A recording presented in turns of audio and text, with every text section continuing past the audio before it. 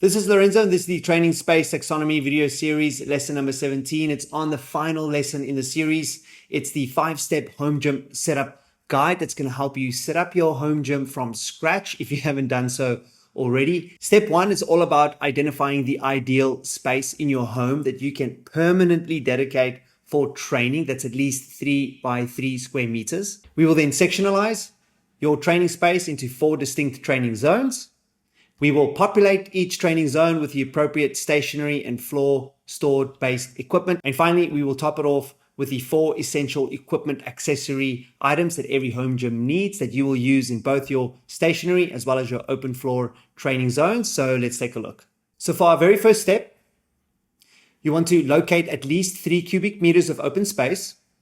This area must have at least 3 square meters of floor space against an open wall and a ceiling height of at least 3 meters, giving us 3 by 3 by 3 or 3 cubic meters of total space.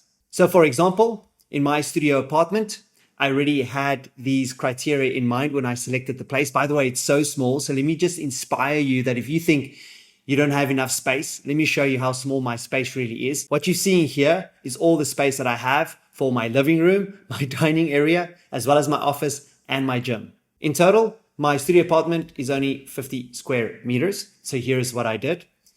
This I sectioned off for my very small living area. So I've got a chair here with my TV. The remaining space, which is exactly 3 square meters and has an open wall, but I split this in half to serve as both my office, as you'll see, and my store bar zone. Speaking of zones, step 2 is about identifying or sectioning your total training space into 4 distinct training zones. You're going to need an open training zone, a store bar zone, a ring zone, and finally a door frame pull-up bar zone.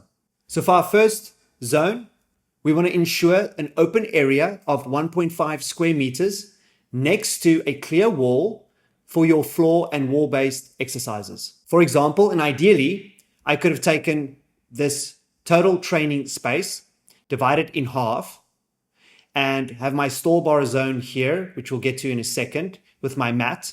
And next to it, I would have had an open wall and an open floor zone. But as we can see, if this represents my total training space, 3 cubic meters, which I can divide right in half, with my store bar zone on the right, my open wall and floor zone on the left, that would have been ideal. But because my office is there now, remember it's very small space, I created this as my open floor space. And then as you can see here, my hallway, my cupboards serve as my open wall and floor space for my floor and wall based exercises. Our store bar zone is almost 50% of our total training space because we do so many exercises on the store bars. You will need a store bar space that is at least 2.25 meters in height. That's 1 meters wide. And that has 1 times 2 meters of floor space for your mat that will live permanently in front of your store bars. Next, as for our ring zone, what we want to do is suspend a pair of rings directly across the store bars mat. So for example, this is my open training space. I could suspend a pair of rings right in front of my mat that has at least 1 square meter of clear floor space. Last but not least, for our door frame pull-up bar zone, you want to locate the ideal door frame that's closest to you, the one that you will enter and exit most of the time, and permanently install your door frame pull-up bar where you will use it most. Moving on to step 3, we are now finally ready to acquire our stationary equipment. Number 1, we've identified the ideal training space. Number 2, we've sectionalized our training space into 4 distinct training zones. We're now ready to acquire the stationary equipment items that will complete our 4 training zones. Step 1 of step 3 is to get your store bars installed. We recommend Beyond Balance's wall-mounted station, round, standard, and poplar in terms of dimensions and the type of wood. If your current ring bar zone is insufficient, consider adding their adjustable pull-up and dip bar attachment. Our store bar zone isn't complete without a high quality mat. So step 2 in our step 3 stationary equipment process is to get access to a mat that is at least 1.8 by 0.9 meters in size, as we saw in the mat video. We're going to place it permanently in front of our stall bars, as we can see here, which completes our stall bar zone. Next, we all need access to a pair of high quality gymnastics rings for our dedicated ring training zone. Now, if you don't have a dedicated ring training zone, you can suspend your rings from your stall bars.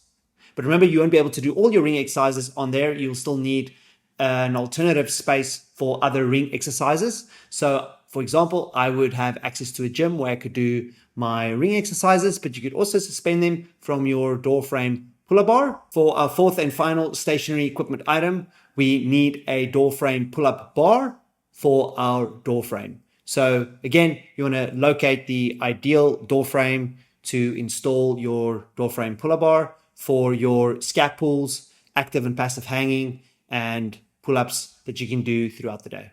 Moving on to step 4, we're finally ready to acquire our floor stored based equipment items that's going to go in our open training zone, such as our parallel bars, our box, and our parallettes. Remember, our parallel bars, as we see here on the left, they're essential for beginner dip and LSAT strength development, and they serve as a good ring substitute for our rows. So to remember to go watch the parallel bar video to see why it's important to have your own and how we go about using it and storing it. Next, you want to get access to a high quality, high density foam ply box for your back extensions, elevated support for your floor-based exercises, and as a parallel bar dip substitute, as we saw in the plyo box video. As for our third and final equipment item that we will store and use in our open floor training space, we have our parallettes, which is ideal for giving you the elevated and neutral grip support for many movements such as the LSAT, planche, handstands, and many more. So make sure to go and watch the parallettes video as well as a reminder of how to make the most of your parallettes. Moving on to the fifth and final step in our 5-step home gym setup mastery guide. We complete our home gym setup by getting access to 4 high quality home gym accessories such as our mobile mat or our knee pad, a pair of yoga blocks, resistance bands, and a set of dowels for our weighted mobility exercises. As a reminder, our knee pad or our mobile mat, as we see here, is the perfect portable mat for open floor wall exercises, offering instant support for handstands, wall lunges, and more.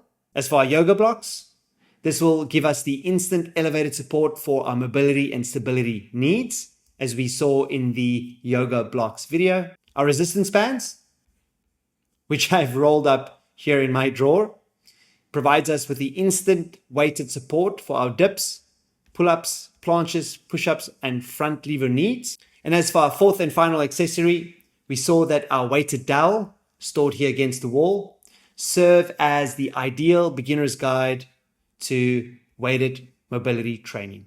Congratulations, you just completed the Training Space Taxonomy video series, where we explored the 9 facets that make up this taxonomy, such as the 3 equipment spaces, the 3 routine exercises, the 3 training tactics, the 11 training equipment spaces, and if we add the open floor training space, it's 12. And finally, the 5 steps to setting up the perfect home gym.